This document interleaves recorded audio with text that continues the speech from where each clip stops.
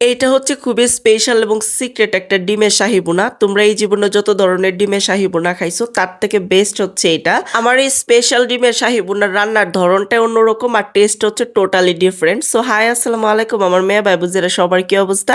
আমি তোমরা নেত্রকোনার বুঝি আকাশী জাকারিয়া। যদি দেখো যে হুটহাট মেহমান আয় আসছে কিন্তু বাসার মধ্যে মাছ মাংস নাই, তখন আর টেনশন করবা না, ডিমের এই শাহী ভুনাটা করে দিবা, দেখবা যে ফ্যাট ভরে খায় একবারে তোমার প্রশংসা করতেছে। আচ্ছা, প্রথমে আমি একটা স্পেশাল মশলা রেডি করে নিতেছি। এনে শুকনো মরিচ দিলাম, কাজু বাদাম নিলাম, কয়েকটা হচ্ছে গোলমরিচ দিলাম, একটা মাত্র কাঁচামরিচ নিলাম, সামান্য পরিমাণ সাদা তিল নিলাম এবং সবশেষে দিয়ে দিলাম 2 টেবিল চামচ টক দই আর সামান্য পরিমাণ পানি দেয়া। এখন সবগুলো আমি একটু ভালো মতো মিক্স করে নিয়া এটা আমি রেস্টে রেখে দিম, যাতে করে ওই যে তোমার লাল মরিচগুলো আছে না, এগুলো যেন একটু ফুলে এবং কাজু বাদামগুলো যাতে ভিজে একটু ফুলে। হ্যাঁ, তো এই যে দেখো আমি আলাদা করে রেখে দিলাম। আর এই দিকে দেখো একটা কড়াইয়ের মধ্যে একটা ডিম দিলাম, দিয়ে এর উপরে শাহি জিরা আছে না, শাহি জিরা দিলাম, চিলি ফ্লেক্স দিলাম এবং সেই সাথে টমেটো কুচি দিয়ে দিলাম।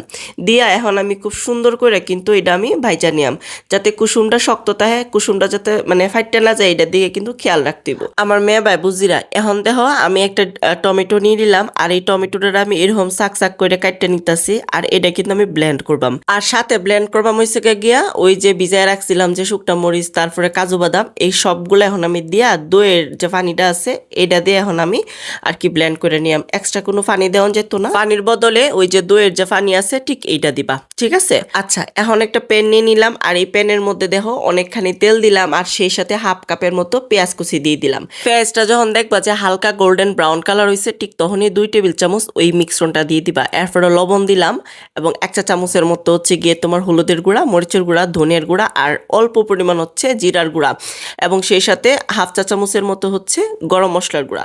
সবগুলো এখন খুব সুন্দর করে আমি কষায় নিলাম তেলের মধ্যে, তারপর পানি দিয়ে টমেটো কুচি দিয়ে দিলাম, দিয়ে এখন আমি ডাইক্কা এই মশলাটা আবার কষায় নিলাম। এরপর আমি ওই যে ডিমগুলা যে ভাইজা রাখছিলাম এগুলো আমি এক এক করে দিয়ে দিতেছি, দিয়েই ঢাইকা দেন। তারপর কিছুক্ষণ পরে ঢাকনাটা উড়ায় কটি কাঁচামরিচ দিয়ে দিলাম। এখানে তোমরা ঝালটা যার যার মতো করে নিবা, আমি একটু ঝাল বেশি খাই এই জন্য একটু আর কি মরিচের পরিমাণটা বেশি দিছি।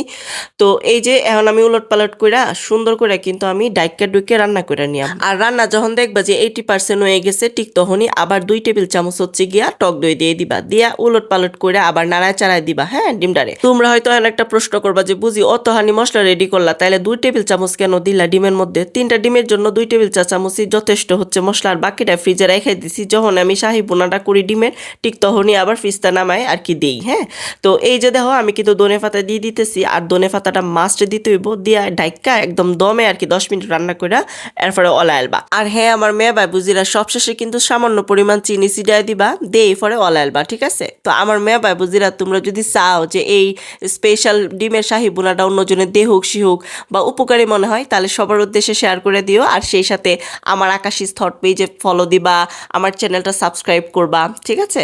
আর এই যে দেখো কত সুন্দর হয়েছে না দেখতে, খাইতে একবারে সেই লেভেলের দারুণ। হ্যাঁ, তোমরা বাসা যখন কইরা খাইবা তখন কিন্তু বারবার বুঝির কথা মনে বোঝ যে বুঝি তুমি কি জাক্কাস একটা জিনিস গো, আমরা হিহাইলা। হ্যাঁ, আর গরম গরম ভাত নিয়ে নিলাম, গরম গরম ভাতের সাথে কিন্তু খাইতে একবার হেভি লাগে। যেবেলা কিনা ঘরের মধ্যে মেহমান আসবো এই বেলায় অবশ্যই তোমরা এই ডিমের শাহী ভুনাটা করে দিও। ডিম টিম বাজি টাজি না করে দিয়া এটা চটপট করে বানায় আলবা আর মশলাটা বানায় ফ্রিজে রাইখে দিবা।